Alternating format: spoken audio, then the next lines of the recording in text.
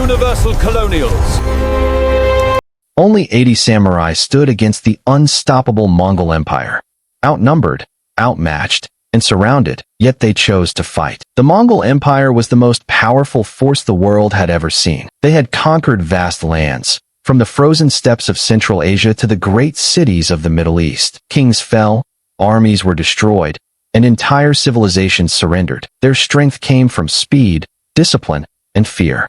But there was one enemy they could not defeat: the sea. Japan lay across dangerous waters, protected by storms and distance, and that made it a challenge unlike any they had faced before. Determined to conquer Japan, the Mongols began preparing years in advance.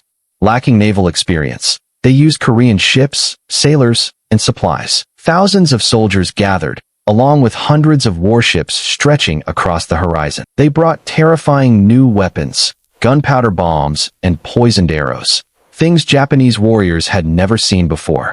Confident and well-armed, the Mongols believed Japan would fall as easily as others had. Japan, however, was not united. There was no single army or national defense. The country was divided into feudal lands ruled by local lords. The emperor held symbolic power, while real control rested with the shogunate. A young leader named Hojo Tokimyan understood the danger. He ordered coastal defenses to be strengthened and called warriors to prepare. Slowly, fear turned into unity, as samurai and villagers stood together to defend their homeland. Before the Mongols could reach mainland Japan, they had to pass Tsushima, a small and rugged island between Korea and Japan. The island's governor, So Sukekuni, had only 80 samurai and a few hundred villagers. Facing them was a massive Mongol force of more than 15,000 soldiers. Knowing the island would be attacked first, signal fires were lit across the cliffs to warn the rest of Japan. Tsushima was ready to resist, no matter the cost. On November 4, 1274, the Mongol invasion began. War drums echoed across the sea as ships approached the shore.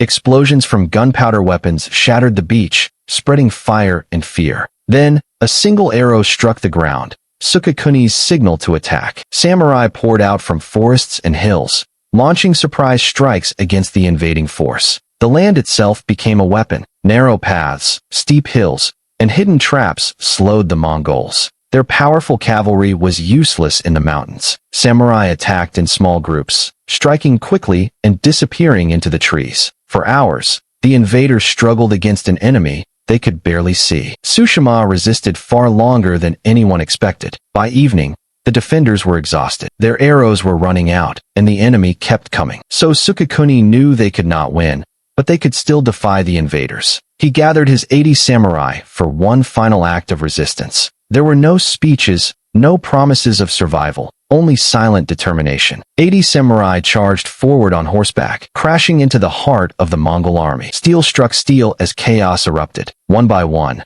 the samurai fell, but none retreated. Sukekuni himself stood wounded, an arrow in his chest, still gripping his sword. Their sacrifice forced the Mongols to stop and regroup, buying precious time for Japan. As night fell, the Mongols pulled back to their ships. Tsushima burned, its villages destroyed, but its mission was complete. Signal fires still burned on the cliffs, carrying the warning across the sea. Japan now knew the invasion had begun, and that the Mongols were not invincible. Years later, powerful storms, the famous kamikaze or divine wind, would help save Japan. But the story began here, on Tsushima, with 80 men who chose sacrifice over surrender. They proved that strength is not measured by numbers, but by courage, unity, and the will to defend what is sacred. If this story moved you, like the video, subscribe for more untold history, and comment if courage matters more than numbers.